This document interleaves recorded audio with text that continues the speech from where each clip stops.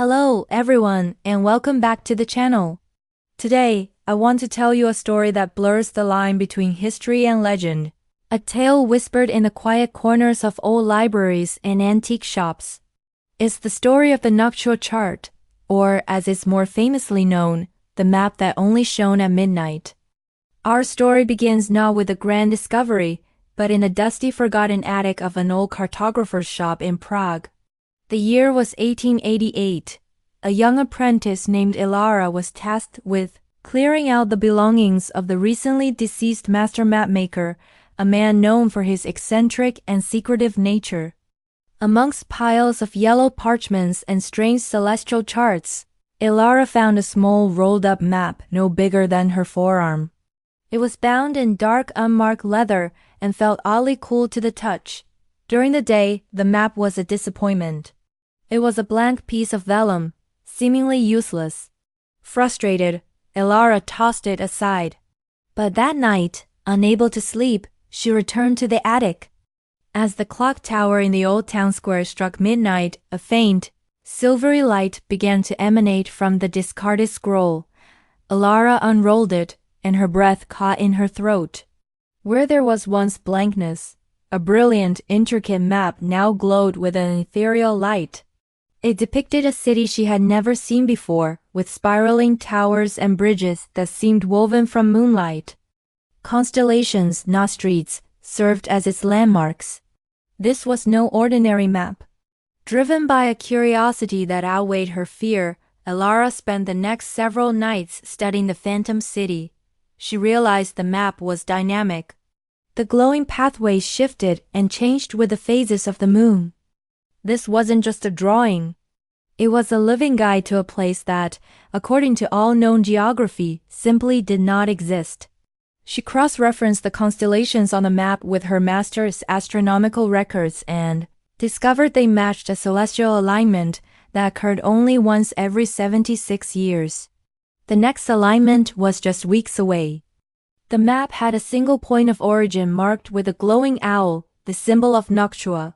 Ilara recognized the location immediately. It was the very clock tower whose chimes had first awakened the map as magic. An inscription, visible only under the midnight glow, read, "Where time stands still, the way is opened." Ilara knew what she had to do. This was more than a map. It was an invitation. On the night of the celestial alignment, clutching the glowing map, Ilara made her way to the old clock tower.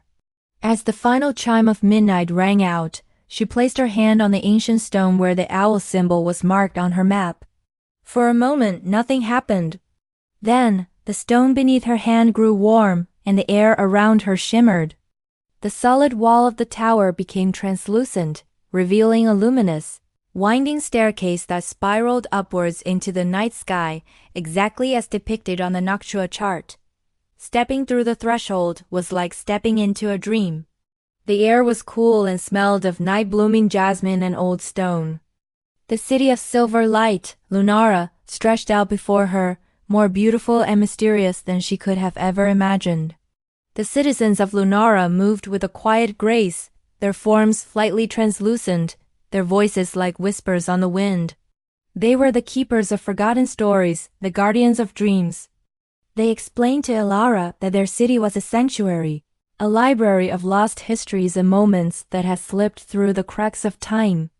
The map was a key, entrusted only to those with a pure heart and a true love for the forgotten and the unseen. The old cartographer, her master, had been a visitor to this city, but had never found the courage to stay. Ilara, however, was different. She had been chosen not just to find Lunara, but to become a part of it. For a year and a day, Ilara lived in the city of moonlight. She walked its glowing streets, learned the stories of stars, and charted the paths of dreams. She became a cartographer not of land and sea, but of memories and possibilities. But her heart eventually yearned for the world she had left behind, for the sun on her face and the solid ground beneath her feet. The keepers of Lunara understood. On the anniversary of her arrival, they led her back to the ethereal staircase. They gave her a gift, a new blank piece of vellum. "The world has its own magic," they told her. Go and map it. When Lara stepped back into the clock tower, the sun was rising over Prague. The glowing city, the staircase, and the magical map were gone. In her hand she held only the blank scroll. Ilara never saw Lunara again, but she was forever changed. She became one of the most renowned cartographers of her time, but her maps were different. They didn't just show roads and rivers. They hinted at unseen wonders. On every map she created, if you looked closely in a quiet corner, you could find a tiny hidden drawing of an owl, a secret signature for those who knew where to look. The story of the Noctua chart serves as a beautiful reminder that there are wonders in this world that can't be seen in the bright light of day. Sometimes, the greatest treasures are only revealed in the quiet and the dark, waiting for someone with enough curiosity and courage to look for them. Maybe, just maybe, there's a map out there waiting for you, one that only shines when the rest of the world is asleep. Thank you so much for joining me on this journey today. If you enjoyed this story, please don't forget to hit that like button, subscribe to the channel, and ring the bell so you won't miss our next adventure into the unknown. Until next time, keep searching for the magic.